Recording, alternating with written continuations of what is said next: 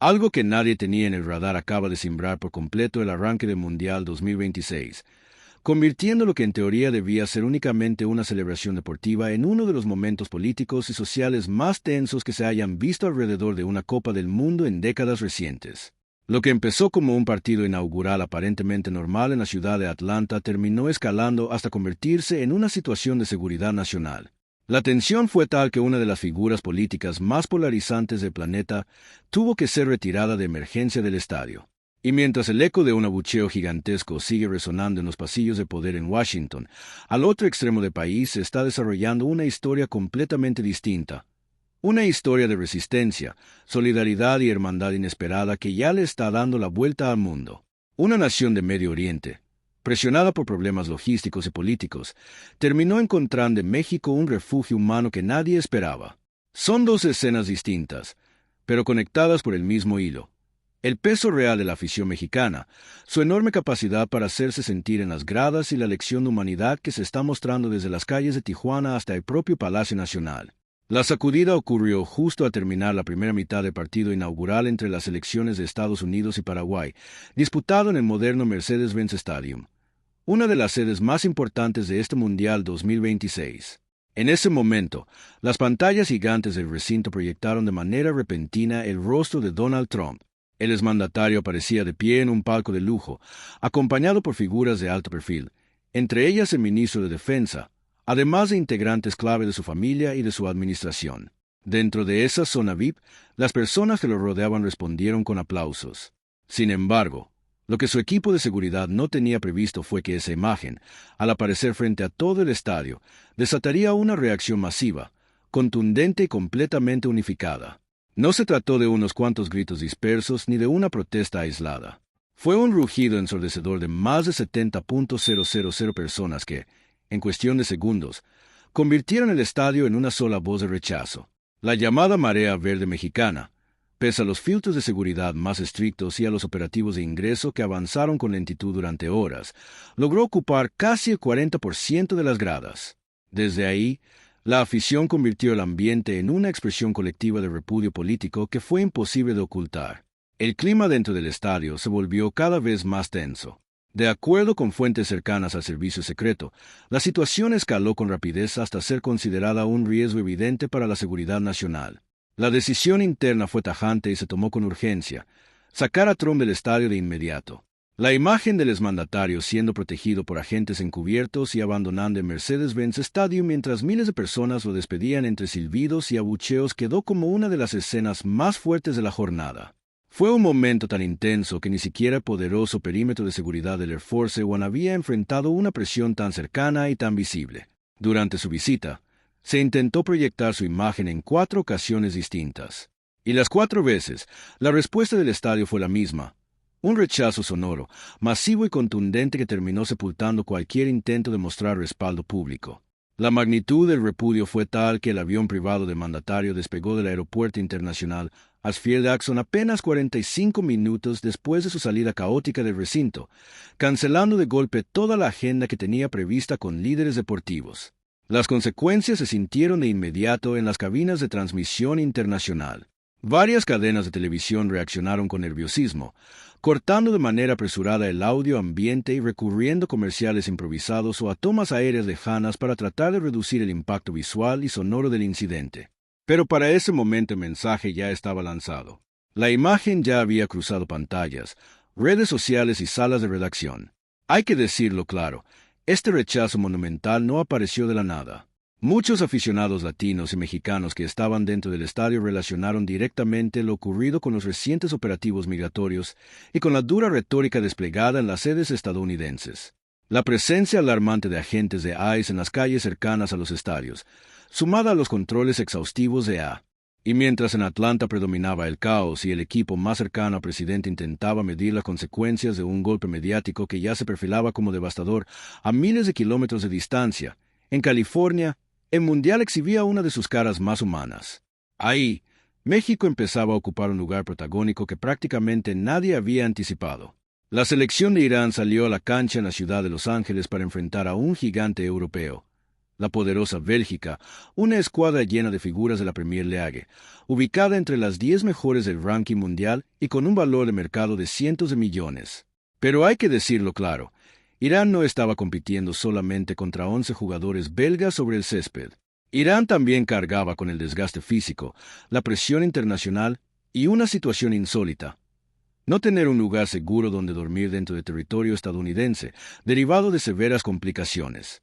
A la selección iraní le cerraron las puertas del otro lado de la frontera norteamericana.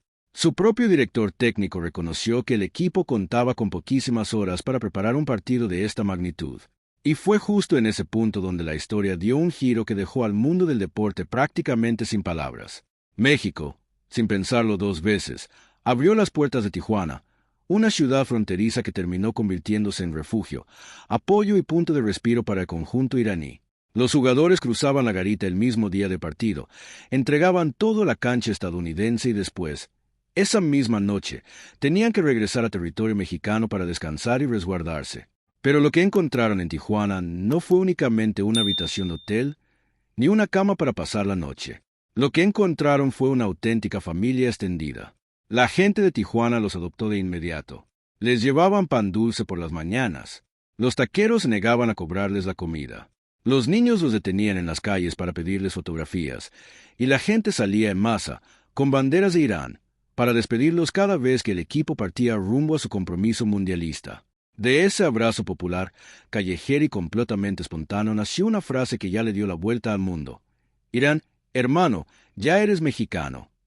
Porque aquella tarde decisiva contra Bélgica, dentro de las gradas del estadio en Los Ángeles, la marea verde hizo algo que pocos imaginaban. Se puso la camiseta de una nación de Medio Oriente. Miles de mexicanos comenzaron a corear el nombre de un equipo que no era el suyo, entregándole un aliento vital que su propia afición, ubicada a 11.000 kilómetros de distancia y atrapada en días de incertidumbre, no podía darle de manera física. Ese respaldo enorme terminó convirtiéndose en fuego dentro de la cancha. Lo que ocurrió sobre el terreno de juego fue una resistencia heroica, una de esas historias que engañan si solo se mira el marcador final de 0-0. Durante 90 minutos largos, tensos y agotadores, Bélgica atacó sin descanso la portería iraní. Remate tras remate, los europeos intentaron romper el partido y liquidar el encuentro, pero frente a ellos apareció un muro imposible de derribar. Un solo hombre, un portero que no permitió absolutamente nada y que salvó a su país una y otra vez con atajadas espectaculares.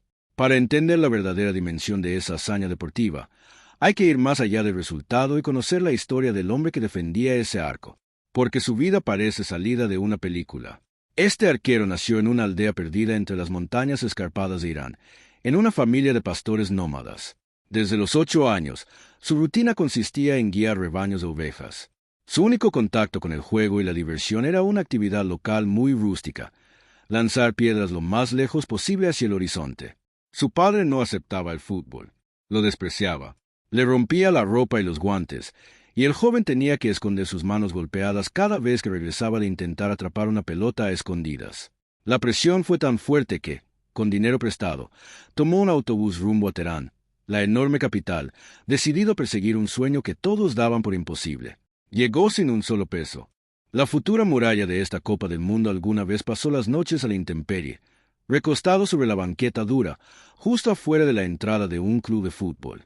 Al amanecer, quienes caminaban por esa zona le dejaban monedas en el suelo, convencidos de que se trataba de un hombre sin hogar que pedía ayuda para sobrevivir en medio de esa selva de concreto.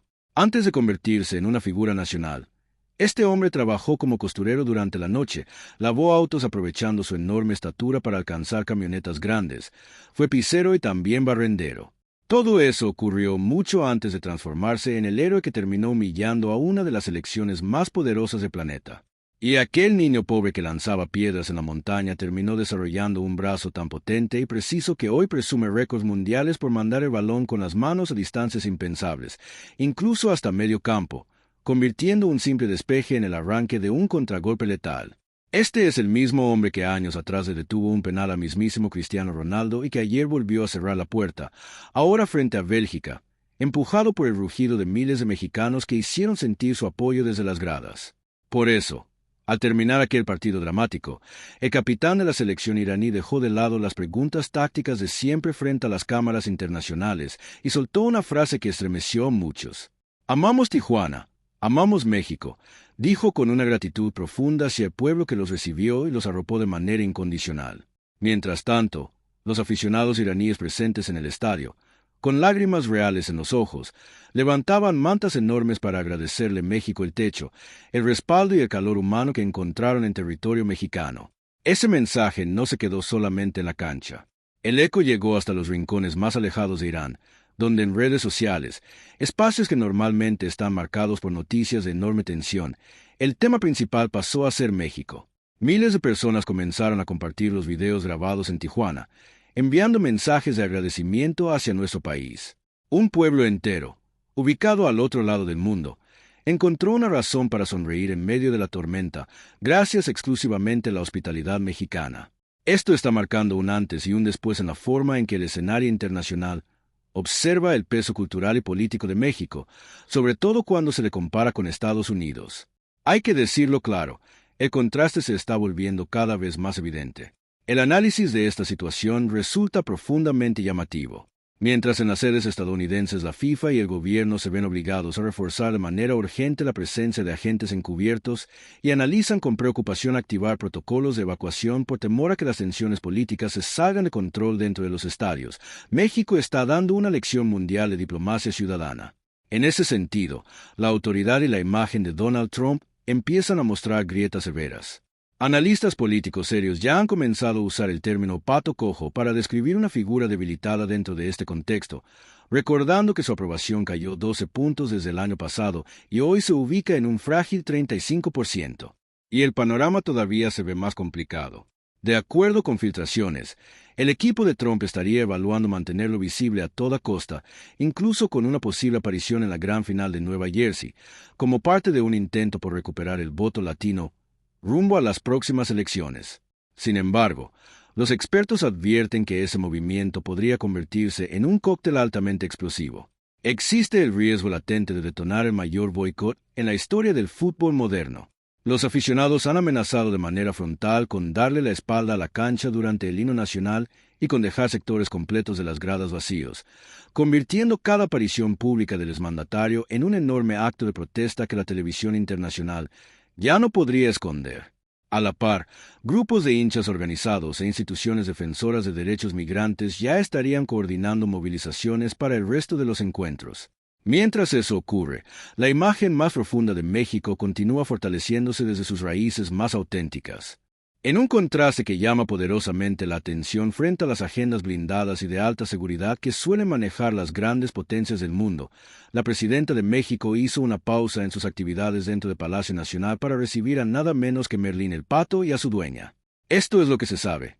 La historia se volvió viral y tocó fibras sensibles en redes sociales porque su protagonista no es una figura famosa ni una celebridad con millones de pesos, sino una madre soltera que todos los días se gana la vida en el comercio ambulante, trabajando en las calles para sacar adelante a sus hijos.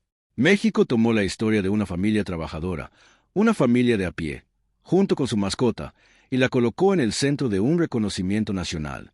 Hay que decirlo claro, la lección que está dejando este mundial rebasa por completo lo que ocurre dentro de la cancha y va mucho más allá del simple rodar de un balón. Mientras una parte del mundo parece empeñada en levantar bardas, militarizar perímetros y profundizar divisiones, el pueblo de México ha dejado ver que su empatía cruza fronteras, religiones e idiomas. En ese sentido, el tricolor avanza con paso firme, ya clasificado como líder de su grupo, en medio del ambiente festivo que se vive en sedes como San Antonio, y perfilándose, según las proyecciones matemáticas, hacia un cruce accesible contra Escocia en la ronda de 16avos. Pero, más allá del resultado deportivo, la victoria moral ya quedó instalada. Lo que viene ahora concentra la atención en los próximos días decisivos. Irán todavía respira en el torneo y se jugará su pase histórico a la siguiente ronda frente a Egipto. Si consigue el milagro de superar la fase de grupos, un logro poco común dentro de su historia mundialista, no avanzará solo. Irán llevará detrás el respaldo firme de una marea verde que ya lo adoptó como propio. A estas horas queda abierta una pregunta que mantiene la atención del mundo entero. ¿Qué pasará cuando las llaves de eliminación directa sigan avanzando y la enorme presencia latina se concentre en los estadios estadounidenses más importantes? ¿Podrán los grandes operativos de seguridad apagar el clamor de un descontento masivo, o será la unión de los aficionados, impulsada por el corazón de México, la fuerza indomable que termine marcando el verdadero legado histórico y político de esta Copa del Mundo? El torneo apenas comienza, pero la presión ya se encamina hacia su punto más alto.